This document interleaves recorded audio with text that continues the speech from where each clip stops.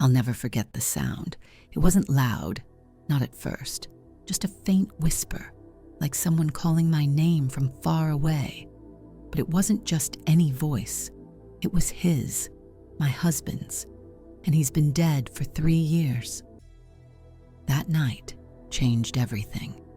I still don't know if what I heard was real or just a trick of the storm. But one thing is certain. After that, nothing felt safe anymore. My name is Darwa Rachel Carter, and I live alone on a quiet stretch of land near the outskirts of Salem, Oregon. The house is old, built in the early 1900s, but it's sturdy, with creaky wooden floors and windows that rattle when the wind picks up. It's surrounded by dense woods, which are beautiful during the day but eerily silent at night. My only companion here is my dog, Max. A golden retriever who's as loyal as they come. He's always by my side, whether I'm tending to the garden or sitting by the fireplace reading. It was a Thursday evening when it happened. The kind of evening where the sky turns an ominous shade of gray, and you can feel the electricity in the air before the storm hits. Max had been unusually restless all day, pacing back and forth between the living room and the front door. At first, I thought maybe he sensed a fox or some other animal lurking outside. But now, I wonder if he knew something I didn't. By the time darkness fell, the rain had started. Not the gentle drizzle we sometimes get out here, but a full-blown downpour.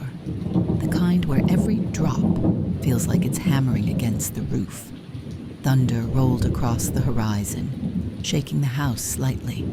Lightning flashed, illuminating the silhouette of the trees through the window. I was sitting in the living room, wrapped in a blanket, trying to distract myself with a book. Max lay curled up at my feet, his ears twitching whenever the thunder grew louder. For a while, everything seemed normal, or as normal as it could be on a night like this. Then I heard it. Rachel. The voice was soft, almost drowned out by the rain, but unmistakable.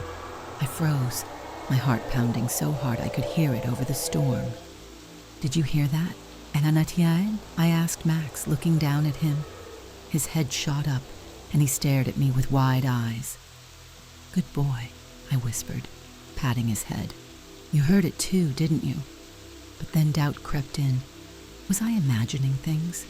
Maybe it was just the wind, or maybe... No, I couldn't let myself think about it.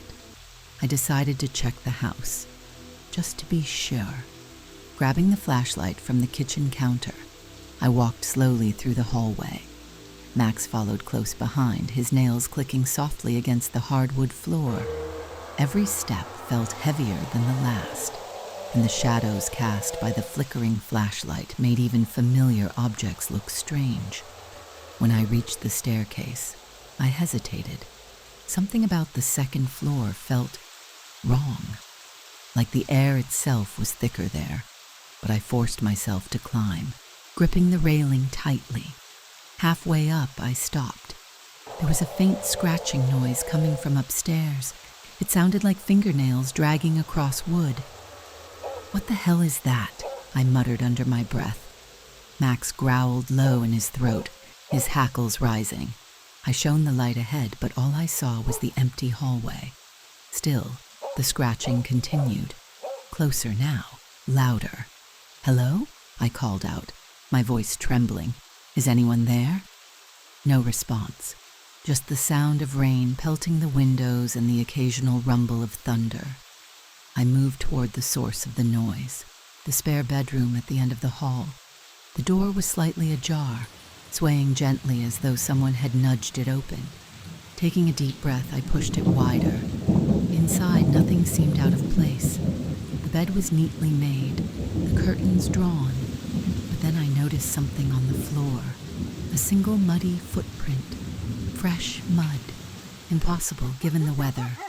Before I could process what I was seeing, Max barked sharply, startling me. I turned just in time to see a shadow dart past the doorway. My blood ran cold. Who's there? I demanded, stepping into the hallway. Show yourself. There was no answer, only the sound of footsteps retreating down the stairs.